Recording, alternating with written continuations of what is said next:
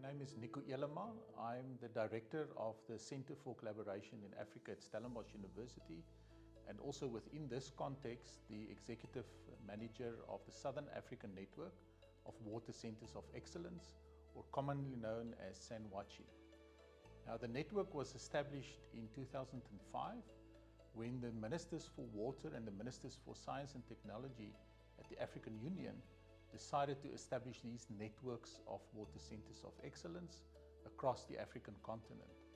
There are three networks, the one in West Africa, one in East Africa, and then also one in Southern Africa, where we as Stellenbosch University is responsible to host the secretariat of the network.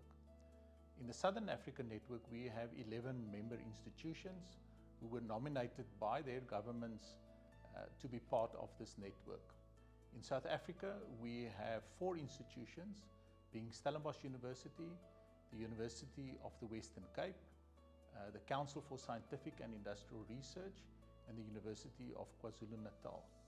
And then across the Southern Africa region, we have the University of Eduardo Mondlane in Maputo, the National University of Science and Technology in Zimbabwe, the University of Botswana, the Namibia University of Science and Technology, the University of Zambia, the University of Malawi, and the University of Mauritius, one of our island states. The SANWATCE contribute in terms of the Sustainable Development Goal, the SDG 6, but also the African Union Development Goals, where we contribute in terms of research and capacity development. So across the continent, we find that in terms of water, sanitation and hygiene, the challenges are enormous. If you just consider for one moment that across the continent, just over 400 million people do not have access to clean water. Just under 800 million people do not have access to sanitation services, and just over 800 million people do not have access to hygiene services. We within the Centers of Excellence play an enormous role in terms of building capacity and also research in order to address these challenges. At the University of Mauritius, we have benefited from funding under the WAPSA project, and we have been able to support a few MPhil and PhD students for their research work. We also have research work ongoing in the field of water quality, river water quality, and groundwater quality using both physico-chemical testing and isotopic techniques. And we also have research work ongoing in the field of impacts of climate change like flood and drought, and also on the coastal areas with the community. My name is Anna Matras-Goreses. I'm the Executive Director at the Namibia University of Science and Technology. Being part of the network brings about a transformative impact on academic and practical technologically inspired research and initiatives that aim at building resilience to climate-induced water challenges.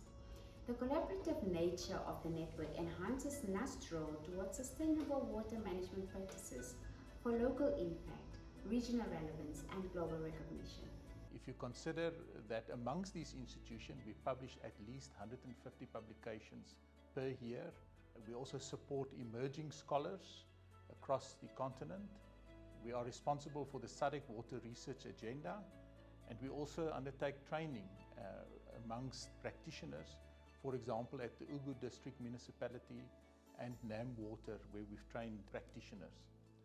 Also, in recent years, we've started supporting journalists in the water sector with the support of the Department of Science and Innovation.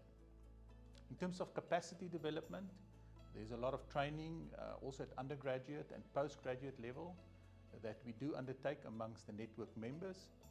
And in terms of impact with government, many of the institutions play a critical role in supporting their governments. For example, the colleagues from the University of Botswana who support their government in various aspects in research and capacity development.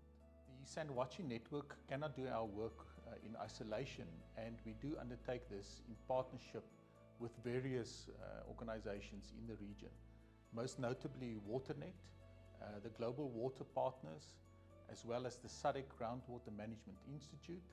We also work very close with regional basin organizations in understanding what their needs are for research and capacity development, as well as the SADC regional economic community.